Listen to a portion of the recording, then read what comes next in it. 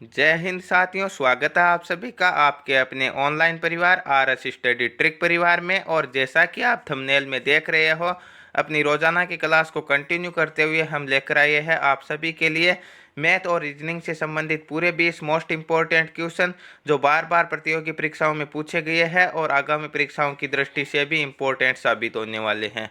और इन सभी की PDF फाइल और अनेक प्रकार के नोट्स प्राप्त करना चाहते हो तो आज ही हमारे टेलीग्राम चैनल को ज्वाइन कर लीजिए, जिसका लिंक आपके डिस्क्रिप्शन में दिया गया है। इसके अलावा यदि आप अपनी तैयारी का आकलन करना चाहते हो तो इन 20 में से आपको 14+ का टारगेट रखना होगा और अंत में कमेंट बॉक्स में कमेंट करके ज़रूर बताना होगा कि 20 में से आप कितने सही कर पाए। यदि आप राम सिंह यादव की पुस्तक के पूरे 50 पेपर सेट और हेराल्ड पुस्तक के पूरे 50 पेपर सेट देखना चाहते हो तो वो भी हमारे द्वारा करवाए गए हैं और उनकी प्ले लिस्ट का लिंक डिस्क्रिप्शन में दे दिया गया है, या फिर आप चैनल पर जाकर प्ले लिस्ट चेक कर सकते हो, वहाँ पर भी आपको मिल जाएंगे। इसके अलावा हमारे राम सिंह यादव की जो थ्योरी बुक चल रही है उसकी हम गणित कंप्लीट कर चुके हैं और अब जीके और साइंस शेष है, वो भी हम एक एक दिन में कंप्लीट कर लेंगे। इस प्रकार आपकी थ्योरी बुक भी कंप्लीट हो जाएगी। तो चलते हैं आज के पहले क्वेश्चन की ओर। क्वेश्चनों की शुरुआत से पहले यदि आपने चैनल को सब्सक्राइब नहीं किया है तो सब्सक्राइब जरूर कर लीजिए और नोटिफिकेशन बेल को ऑन कर लीजिए ताकि आने वाले वीडियो की पल पल की अपडेट आप तक समय पर पहुंचती रहे। तो आज का मोस्ट इंपॉर्टेंट क्वेश्चन आपकी स्क्रीन पर दिया गया है और इस प्रकार के क्वेश्चन बार बार पूछे जाते हैं। प्रश्न है कि एक कक्षा में 30 छात्रों का औसत वजन 15 किलोग्राम है। यदि कक्षा में अध्यापक का वजन भी शामिल कर लिया जाए तो औसत वजन 1 किलोग्राम बढ़ जाता है। अध्यापक का वजन कितना है? चाहे औसत से संबंधित हो, प्रतिशत से संबंधित हो, लाभ हानि अनुपात समानुपात, जो भी प्रश्न दिया गया है, जैसा प्रश्न में दिया गया है वैसे ही आपको कैलकुलेशन करनी है, आसानी से उत्तर आ जाएंगे। पहले प्रश्न में क्या लिखा है कि 30 छात्रों का औसत वजन 15 किलोग्राम है। तो औसत 15 है तो कुल कितना हो जाएगा? 30 × 15। ठीक है, तो गुणा करवाएंगे तो कितना हो जाएगा? 15 3 45, 450 किलोग्राम हो जाएगा। आगे लिखा कि अध्यापक का वजन शामिल करने पर 15 छात्र थे और एक अध्यापक हो गया तो कितना हो गया? 16 हो गए। ठीक है, और औसत वजन 1 किलोग्राम बढ़ जाएगा। तो पहले कितना था? सॉरी, 30 छात्र थे और एक अध्यापक, 31 हो जाएगा। और औसत पहले 15 था और अब कितना हो गया? 16 हो गया। ठीक है, तो हम क्या करेंगे? इन्हें गुणा करवा देंगे और इन्हें गुणा करवाएंगे। 16 के 6, 16 3 48 और 1 49 के 9 49, 496 किलोग्राम हो गया। तो केवल छात्रों का कुल वजन है 450 किलोग्राम और अध्यापक का मिलाने पर कितना हो गया? 496 किलोग्राम। तो कितना बढ़ गया? 496 में से 450 घटाएंगे तो 46 किलोग्राम वजन बढ़ गया। तो अध्यापक का वजन कितना है? 46 किलोग्राम है।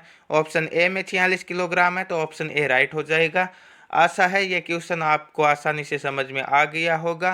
मोस्ट इंपॉर्टेंट क्वेश्चन है और इस प्रकार के प्रश्नों का बार बार आपको अभ्यास करना होगा। नेक्स्ट क्वेश्चन, 50 छात्रों की एक कक्षा में लड़कों और लड़कियों का अनुपात 2:3 है। लड़कों के औसत अंक 60 है और लड़कियों के औसत अंक 70 है। पूरी कक्षा के औसत अंक कितने हैं? यहाँ पे 50 न दिए गए होते तो भी हम आसानी से निकाल सकते हैं। कैसे? लड़कों का औसत कितना? 60 है और अनुपात कितना? 2 है। तो 60 को 2 से गुणा कर दो, कितना हो जाएगा? 120। अब लड़कियों के औसत कितने हैं? 70 है और अनुपात कितना? 3 है। तो 70 को 3 से गुणा करेंगे, 7 3 21, 210। ठीक है, 120 और 210 को जोड़ेंगे, कितना हो जाएगा? 330। 330 में किसका भाग देंगे? 2 और 3 कितने हो जाएंगे? 5। तो 5 का भाग दे देते। वैसे हम निकालते तो कितने हो जाते? अनुपात के हिसाब से 20 लड़के हो जाते और 30 लड़कियां हो जाती। इनसे गुणा करते और फिर भाग किसका देते? 30 और 20 50 का। मतलब वही रहता है। यहाँ 33 आता तो 0 से 0 अपने आप कट जाता। तो ये आपको 50 न दिए गए होते तो भी हम निकाल सकते हैं अनुपात के आधार पर। ठीक है, 5 का भाग देना हमें, कितनी बार जाएगा? 6 पंजे 30, 3 से एसपल बचेगा, 0 उतारेंगे, 6 पंजे 30। तो पूरी कक्षा का औसत कितना है? 66 अंक है। ऑप्शन नंबर बी राइट होगा यहाँ पे। नेक्स्ट क्वेश्चन, 5 किलोग्राम गेहूं और 10 किलोग्राम मसूर का क्रय मूल्य क्रमशः 70 रुपये और 80 रुपये प्रति किलोग्राम है। बिक्री करने पर 10% लाभ गेहूं पर होता है और 20% लाभ मसूर पर होता है। सभी चीज़ों का विक्रय मूल्य कितना? बिल्कुल आसान प्रश्न है, आपको बड़ा देखकर घबराना नहीं है। क्या दिया गया है प्रश्न में कि 10 किलोग्राम तो 5 किलोग्राम गेहूं है, मूल्य कितना? 70 रुपये प्रति किलोग्राम का। तो कुल कितना हो जाएगा? 70 को 5 से गुणा करेंगे, 5 सत्ते 35, 350 रुपये इनका क्रय मूल्य हो गया। 10 किलोग्राम मसूर है और 1 किलोग्राम का मूल्य 80 है, तो मसूर का क्रय मूल्य कुल कितना हो जाएगा, 800 रुपये हो जाएगा। अब इस पर 10%, गेहूं पर 10% का लाभ होता है, तो क्रय मूल्य हमेशा 100% होता है। 10% का लाभ मतलब इसका 110%। 0 से 0 और 0 से 0 काट देंगे। 11 को 35 से गुणा करेंगे, 11 पंजे 55, 11 तीन 33 और 5 कितने होते हैं, 38, 385 रुपये हो गया गेहूं का विक्रय मूल्य। और मसूर का विक्रय मूल्य, मसूर को बेचा 20% लाभ पर, तो 120/100। 0 से 0 और इस 0 से 1 0। 12 को 8 से गुणा करेंगे, 12 8 कितने होते हैं, 96, 96 के 1 0 लगा देंगे, 960। ठीक है, तो 385 और 960 कितने होते हैं, जोड़ेंगे तो हमारे पास हो जाएंगे 5 के 5, 8 और 6 14, 9 3 12 और 1 13, 1345 रुपये कुल विक्रय मूल्य है। किस ऑप्शन में दिया गया 1345? ऑप्शन बी में दिया गया, तो ऑप्शन बी क्या होगा, इसका राइट आंसर होगा। नेक्स्ट क्वेश्चन की ओर बढ़ते हैं। नेक्स्ट क्वेश्चन दिया गया कि 2 साइकिल समान मूल्य पर बेची गई, लेकिन उसमें एक पर 20% का लाभ हुआ और दूसरी पर 20% की हानि हुई। इस लेन देन में उसकी लाभ या हानि ज्ञात करें। तो आपको बार बार बताया गया है कौन सी ट्रिक, कि जब बराबर ही लाभ होता है और उतनी ही हानि होती है, या फिर पहले उतनी कमी की गई है फिर उतनी ही वृद्धि की गई है, इस प्रकार के यदि प्रश्न आते हैं तो उनमें निश्चित रूप से हानि ही होती है। पहली बात तो ये, तो लाभ वाले ऑप्शन तो वैसे ही कट जाएंगे। ठीक है, क्या होगी, हानि होगी। अब कितनी होगी, जितना प्रतिशत लाभ और हानि प्रश्न में हुआ है, जैसे 20-20 का है तो 20 गुणा 20, ठीक है, और बट्टे भाग किसका देना, 100 का। यदि 10% है तो 10 गुणा 10/100, 50% है तो 50 गुणा 50/100। जितना दिया गया है उतने को गुणा करवाना और 100 का भाग देना। 0 से 0 और इस 0 से ये 0, 2 दूने कितने हो जाएंगे, 4। तो 4% की क्या होगी, निश्चित रूप से हानि ही होगी। किस ऑप्शन में दिया गया, ऑप्शन डी में दिया गया 4% की हानि, तो ऑप्शन नंबर डी राइट हो जाएगा यहाँ पे। नेक्स्ट क्वेश्चन की ओर बढ़ते हैं।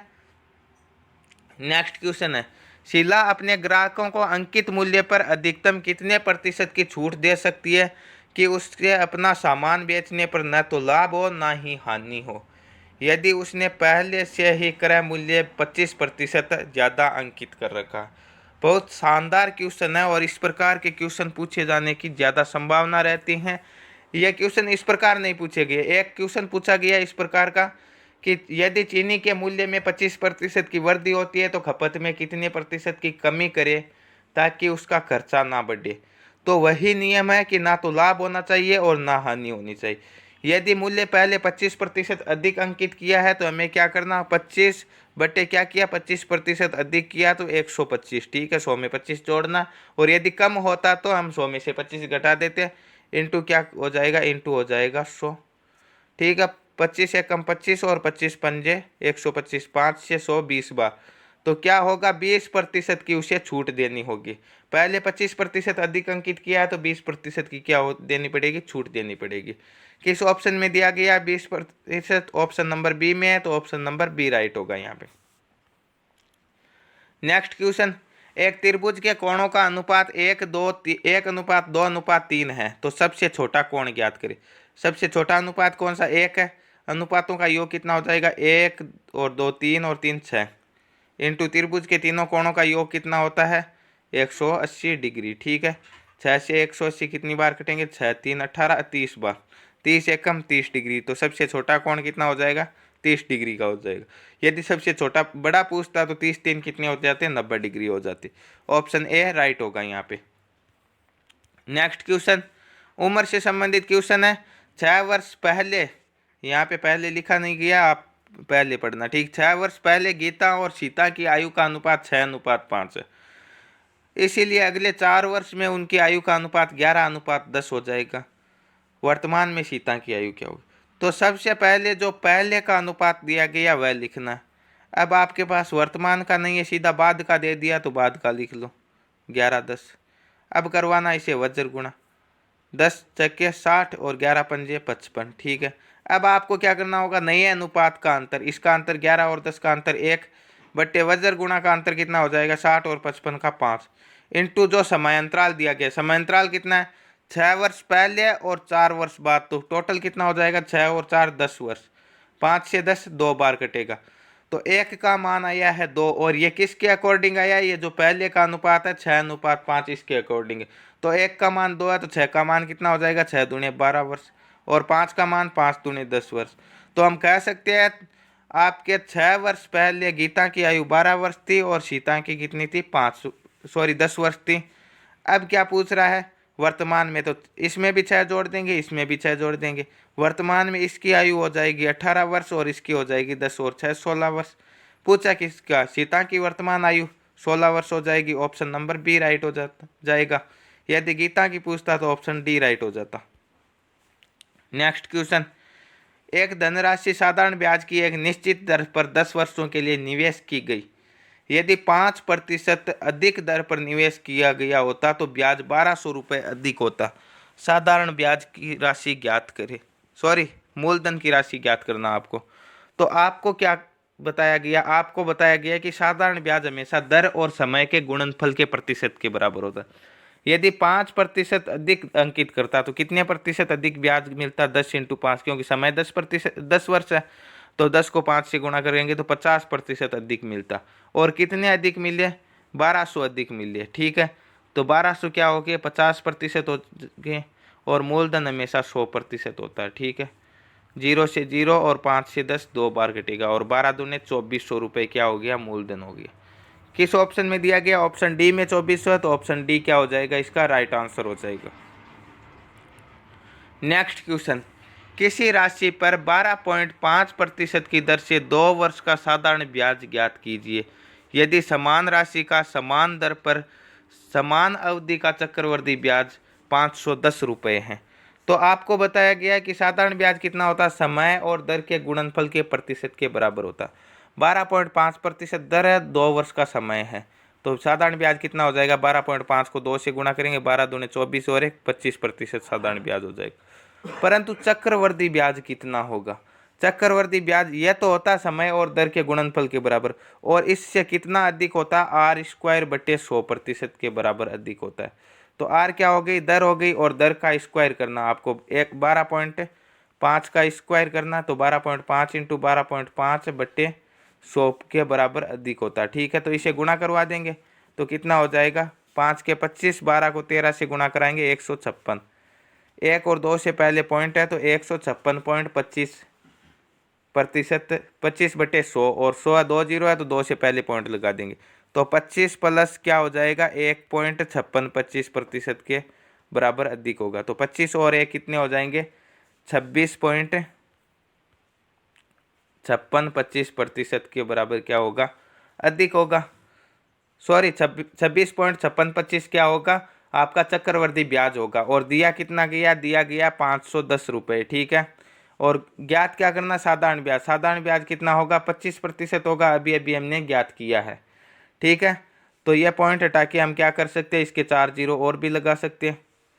अब आप क्या करोगे, ये 25 है तो 25 एकम 25 और 25 से इसे भी काट सकते हैं।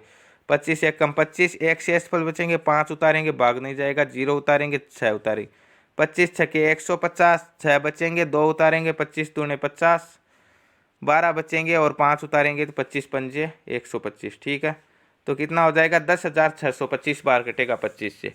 अब 51 है तो किससे कटेंगे 17 से, 17 3 51 30,000 बार कटेगा और यह कितनी बार कटेगा 17 से, 17 एकम 17 छके 102 2 बार और 5 बार 625 बार।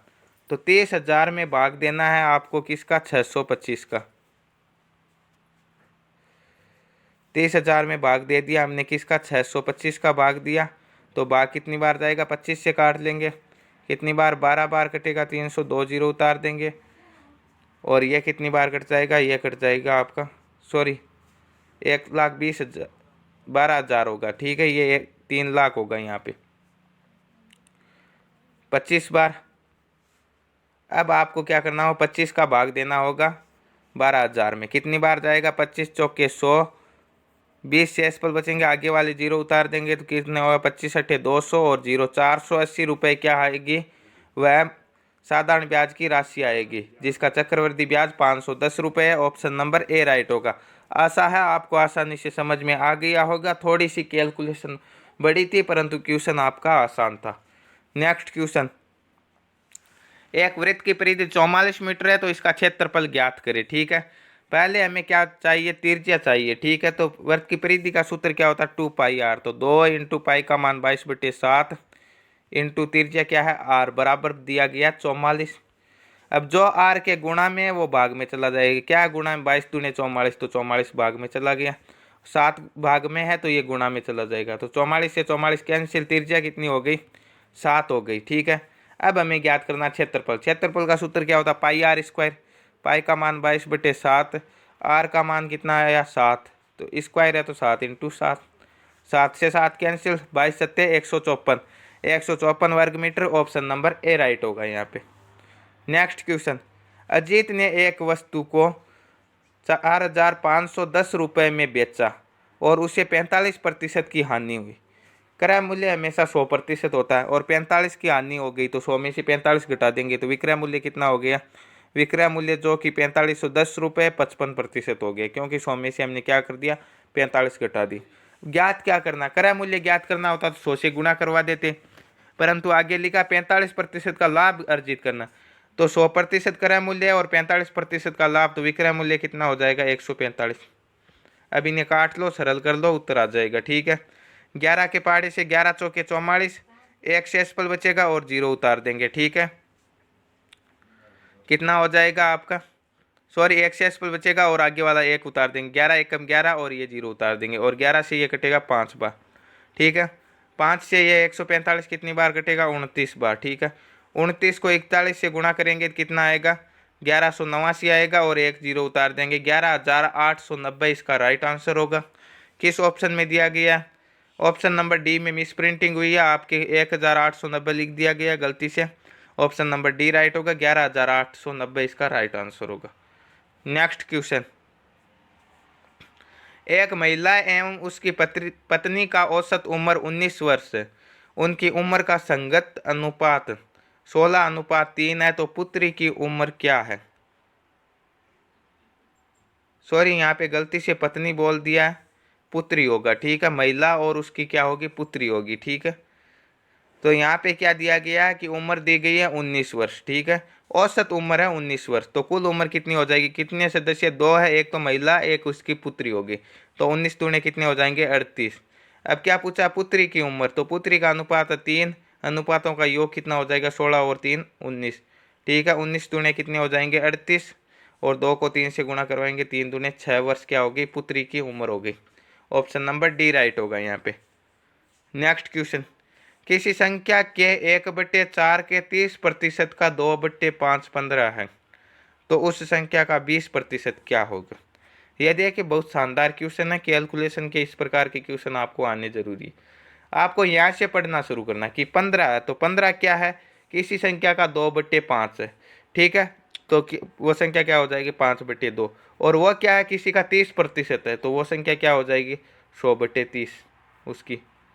ठीक है, और वो जो 30% है वो किसी का 1/4 है, तो वो संख्या क्या हो जाएगी, 4/1 कुल संख्या हो जाएगी। और अब हमें ज्ञात क्या करना है, उसका 20% ज्ञात करना, तो 20/100 से गुणा करवा दें, तो 100 से 100 कैंसिल हो जाएगा। ठीक है, 0 से 0 कट जाएगा और 2 से 2 कट जाएगा, 3 से 15 5 बार, 5 को 5 से गुणा किया 25, आगे क्या है 4 है, तो 25 चौके 100, तो उस संख्या का 20% क्या होगा, 100 होगा। ऑप्शन नंबर सी राइट होगा यहाँ पे। नेक्स्ट क्वेश्चन, 52, 78 और 156 का लघुत्तम समापवर्तक क्या होगा। क्या है, 52 दिया गया, 78 दिया गया और 156 दिया गया। एलसीएम ज्ञात करना, 2 का भाग दे देंगे, कितनी बार जाएगा, 26 दूने 52, 39 दूने 78, और कितना हो जाएगा, 78 दूने 156। फिर 2 का भाग देंगे, 13, 39 में नहीं जाएगा और 78 में 39 बार, 13 का भाग दे लेते सीधा ही, सॉरी 3 का देते हैं पहले, 13, 39 में 13 बार और इसमें भी 13 बार। अब 13 का भाग देंगे तो 1 1 आ जाएगा, तो 13 3 39, 39 दूने 78, 78 दूने 156। तो इनका एलसीएम कितना आएगा? 156 आएगा। ऑप्शन नंबर ए में 156 है, तो ऑप्शन नंबर ए राइट होगा। नेक्स्ट क्वेश्चन और गणित का लास्ट क्वेश्चन, उसके बाद के 5 क्वेश्चन रीजनिंग के होने वाले। प्रतिवर्ष साधारण ब्याज की किस दर से 4 वर्ष में एक राशि दोगुनी हो जाएगी? राशि क्या हो रही है? दोगुनी हो रही। तो आपको सूत्र क्या बताया था? n-1 बट्टे आपको क्या दिया गया है? समय दिया गया है तो t लिखेंगे, दर दिया गया है तो r लिखेंगे, इंटू 100। तो n क्या हो गई? कितना गुना हो रही? 2 गुना 5 गुना 10 गुना 15 गुना, 2 गुनी हो रही। 2-1 कितना हो जाएगा? 1 बट्टे समय कितना? 4 इंटू क्या कर देंगे? 100। 25 चौके 100, तो 25% क्या आ जाएगी? दर आ जाएगी। ऑप्शन नंबर सी राइट होगा। तो ये थे गणित के 15 मोस्ट इंपॉर्टेंट क्वेश्चन। अब 5 क्वेश्चन आपके रीजनिंग के हैं जो बहुत शानदार होने वाले हैं। रीजनिंग का पहला क्वेश्चन, एक सीरीज दी गई है, आगे की संख्या आपको ज्ञात करनी। 2, 9, 28, 65। देखिए इनमें अंतर तो कोई निश्चित नहीं दिया गया है, तो हमें क्या करना होगा? हमें करना कोई दूसरा तरीका देखना होगा। जैसे 1 का स्क्वायर 1 होता है, ये भी नहीं होगा। 1 का क्यूब 1 होता है, और इसमें 1 जोड़ेंगे कितना हो जाएगा? 2 हो जाएगा। 2 का क्यूब 8 होता है, और 8 में 1 जोड़ेंगे कितना हो जाएगा? 9 हो जाएगा, बिल्कुल 9 लिखा। 3 का क्यूब 27 होता है, 27 प्लस 1 कितना होता है? 28 होता है। 4 का क्यूब 64 प्लस 1 65। तो 5 का क्यूब 125 प्लस 1 126 आएगी आगे की संख्या। ऑप्शन नंबर सी राइट होगा यहाँ पे। नेक्स्ट दिया गया कि 31 प्लस 72 बराबर दिया गया 26। 52 प्लस 45 बराबर 32। तो 47 प्लस 83 को क्या लिखा जाए? देखिए इनमें कोई संबंध देखना हमें। जैसे हमने इसके अंकों को काउंट किया, 3 और 1 कितना होता है? 4। 4 और 7 11, 11 और 2 13, और 13 को 2 से गुणा करते तो कितना आएगा? 26 आएगा। क्या आगे वाले में भी ऐसा ही आ रहा है? देखते। 5 और 2 7, 7 और 4 11, 11 और 5 16, और 16 दूने 32, बिल्कुल सही है। तो आगे भी हमें ऐसा ही करना। 7 और 4 11, 11 और 8 19, 19 और 3 22, 22 दूने कितने होते हैं? 44। तो इसमें इसका मान कितना होगा? 44 होगा। ऑप्शन बी में 44 है, तो ऑप्शन बी राइट होगा। नेक्स्ट क्वेश्चन, यदि बर्फ के लिए ठंडा का प्रयोग हुआ तो भाप के लिए किसका होगा? बर्फ क्या होता है? ठंडा होता है। तो भाप क्या होती है? गर्म होती है। ऑप्शन नंबर बी राइट होगा यहाँ पे। दिए गए विकल्पों में विषम को चुनना आपको। 18 37 क्या होता है? 18 दूने 36 माइनस 1 किया है। 24 दूने 48, सॉरी 18 दूने 36 प्लस 1 होता किया इसमें, ठीक है। 24 दूने 48 माइनस 1 किया है। 32 दूने 64 प्लस 1 किया है 65, ठीक है। 48 दूने 96 प्लस 1 किया। तो इन 3 में डबल करके प्लस 1 किया, परंतु इस 1 में माइनस किया, तो ये अलग हो गया। ऑप्शन नंबर बी इसका राइट आंसर हो जाएगा। नेक्स्ट क्वेश्चन, 15 बजे एक घड़ी के घंटे और मिनट की सुई के बीच कितना कोण बनेगा? 15 बजे कितने बजते हैं? 3 बजे बजते हैं, ठीक है। तो घंटे की सॉरी घड़ी की जो घंटे की सुई होती है वो कितने किस पे होगी? वो 12 पे होगी। और मिनट, हाँ मिनट की सुई 12 पे होगी और घंटे की सुई 3 पे होगी, इस प्रकार होगी। और जब दो संख्याओं के मध्य कितने का अंतराल होता है? 30 डिग्री का अंतराल होता है। तो कुल कितनी का अंतराल हो गया? 3 का अंतराल हो गया। तो 30 3 90 डिग्री का कोण बनाएगी, ठीक है। ऑप्शन नंबर बी राइट होगा यहाँ पे। तो ये थे आज के 20 मोस्ट इंपॉर्टेंट क्वेश्चन, और ये सीरीज आपकी पार्ट दर पार्ट कंटिन्यू चलती है। तो रोजाना समय पर वीडियो पाने के लिए चैनल को सब्सक्राइब कर लीजिए और नोटिफिकेशन बेल को भी ऑन कर लीजिए, ताकि आने वाली वीडियो की पल पल की अपडेट आप तक समय पर पहुंचती रहे। मिलते हैं नेक्स्ट पार्ट में, तब तक के लिए थैंक यू, धन्यवाद, जय हिंद, जय भारत।